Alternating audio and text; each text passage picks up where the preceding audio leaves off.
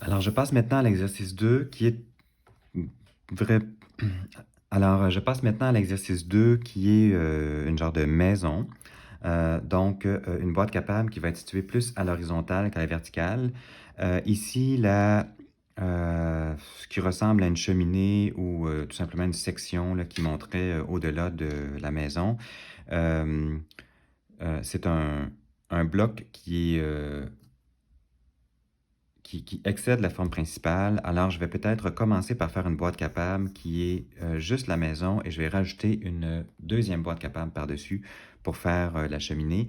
Donc, évidemment, l'idée est qu'on puisse adapter nos dessins au fur et à mesure là, de leur construction.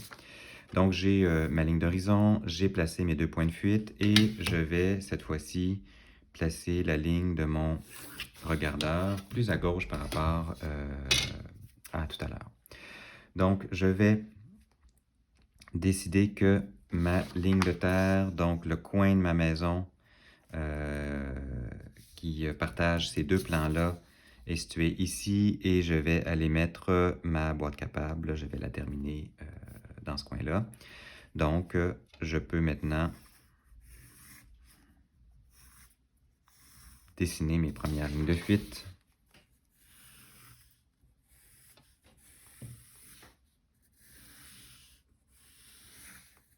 J'ai parfois besoin de dessiner quelques lignes avant d'en trouver une qui soit plus juste. Et mon autre étape est de faire une bonne prise de mesure quant à mes rapports en largeur. J'ai quelque chose qui est 2 fois plus large que profond, disons. Et en plus, j'ai des angles qui sont différents, alors ça va me demander un peu de calcul. J'estime que je peux peut-être mettre la ligne ici pour la face gauche de ma maison et aller porter la face droite plus loin.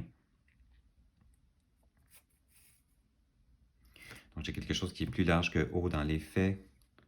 Je vais peut-être aller la porter jusque-là. Et me donner un tout petit peu plus de largeur.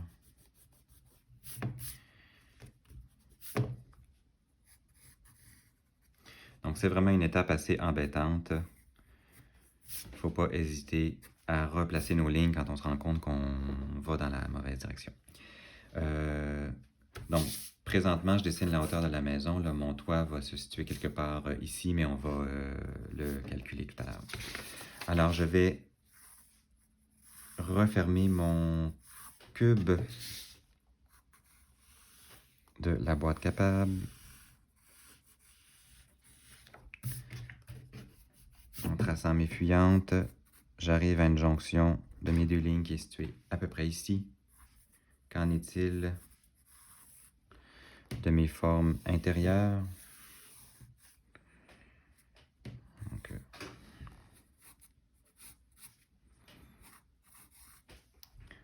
probablement une petite incertitude ici, ça m'amène à corriger mes lignes. Et j'ai quelque chose que je trouve plutôt satisfaisant là, pour réaliser le corps de la maison. Donc, prochaine étape, c'est de enlever ces 2 prismes triangulaires-là de ma boîte capable.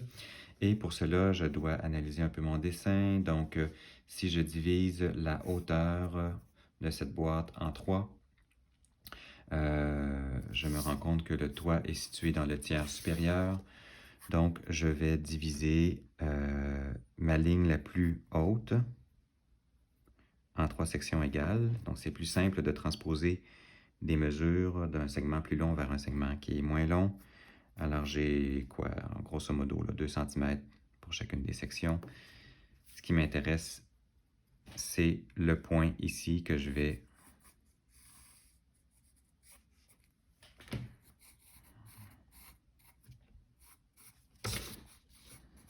envoyer vers mes fuyantes. Je commence à avoir suffisamment de lignes à droite là, pour ne pas sentir le besoin d'aller rejoindre mon point de fuite complètement. Je vais également aller faire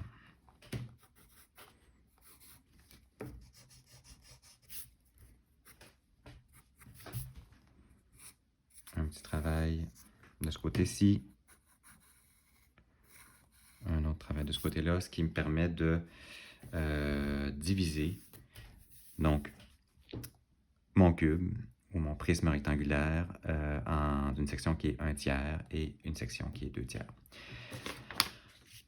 Alors, dans mon dessin, cette face-là correspond à la face qui est ici et celle-ci correspond à cette face-là. Donc, le début du doigt, on va commencer avec la ligne là, que j'ai dessinée ici, que je peux faire en un petit peu plus foncé.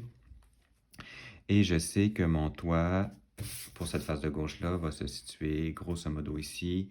J'ai besoin de trouver le centre perspectif de cette face-là. La façon la plus technique de procéder est encore de faire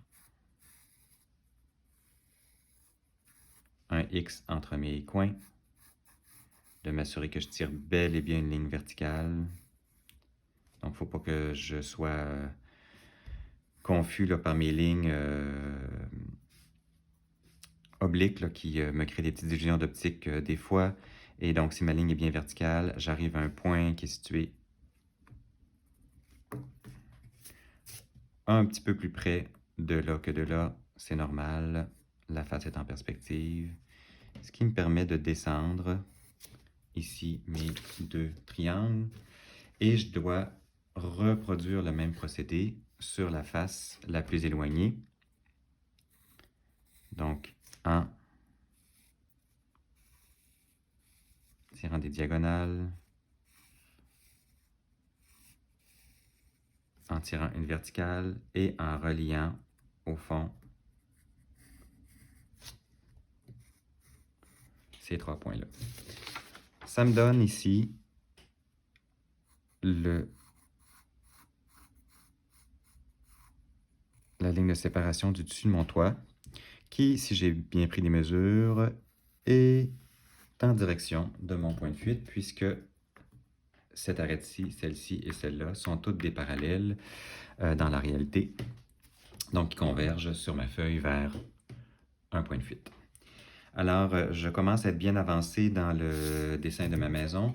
Il me reste à aller y mettre cette section. Là, on va considérer que c'est une énorme cheminée. Je me fie encore sur mon dessin pour essayer de la positionner correctement. Je me suis arrangé pour qu'on ait toutes des mesures qui arrivent à peu près à la demi. Donc, si on regarde le côté droit de la cheminée, on est à mi-chemin entre les deux sections de la maison. Et le côté gauche de la cheminée, ça arrive au quart. Donc, si on divise cet espace-là en plusieurs sections, on devrait arriver à quelque chose qui nous permet de la positionner adéquatement. Je vais commencer à faire un petit peu de nettoyage. Donc, je vais juste effacer légèrement.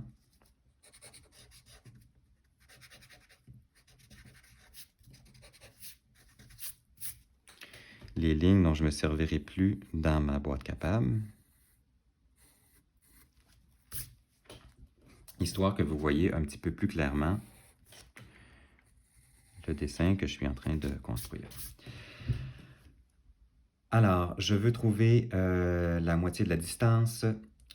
Je vais pour cela, encore une fois, faire des X qui partent de mes sommets. J'arrive à un point qui est situé ici, qui est équidistant en perspective là, entre ces deux lignes-là. Et je veux tracer une ligne qui maintenant est non plus verticale, puisque mon plan ici est à 45. Mais j'ai maintenant un point de fuite qui va se rejoindre très très haut. Donc ces lignes-là convergent maintenant vers un point de fuite. Je ne vais pas le trouver, je vais juste m'assurer d'envoyer ma ligne dans une direction qui converge avec ces deux-là. Donc j'ai divisé mon espace en deux. Je vais le rediviser encore en deux en faisant un X entre mes quatre nouveaux sommets. et envoyer une fois encore une ligne en perspective dans la même direction là, que l'ensemble de mes lignes. Donc, je sais que ma cheminée, regardez, j'ai déjà plein de mesures intéressantes. J'ai le point qui est situé ici sur ma cheminée, qui est précisément situé là dans mon dessin. Pour ce qui est de la ligne horizontale, comme elle est parallèle à toutes les autres lignes horizontales, je vais prendre la règle pour mieux vous illustrer, elle s'en va vers mon point de fuite. Donc, elle s'en va dans cette direction-ci, jusqu'à cette ligne-là où j'ai divisé donc cette forme-là en deux. Et je devrais en fait faire la même opération de l'autre côté. Je vais trouver, et là ça c'est un peu plus compliqué, j'ai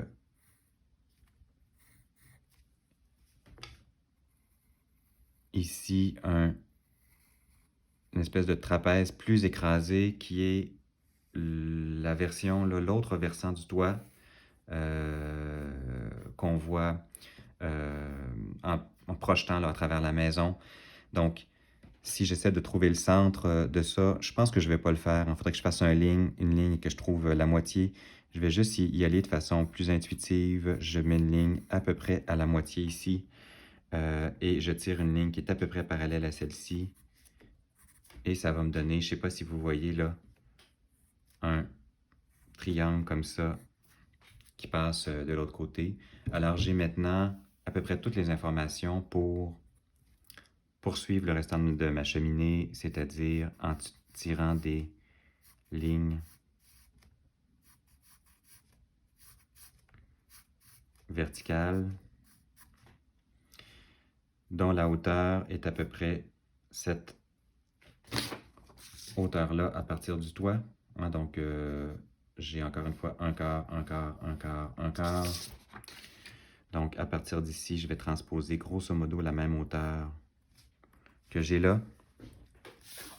Et je vais aller me créer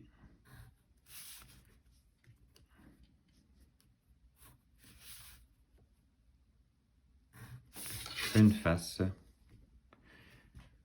supplémentaire pour pouvoir venir refermer ma forme. Alors, je peux maintenant mettre ça au propre. J'ai terminé. Je vais tracer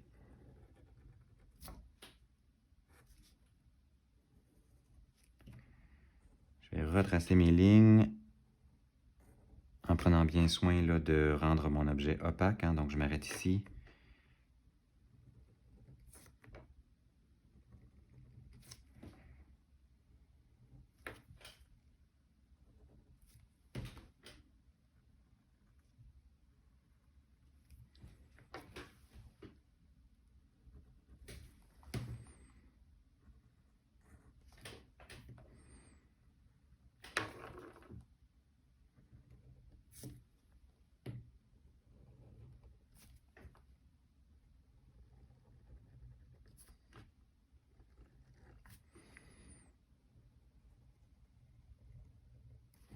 Et voilà.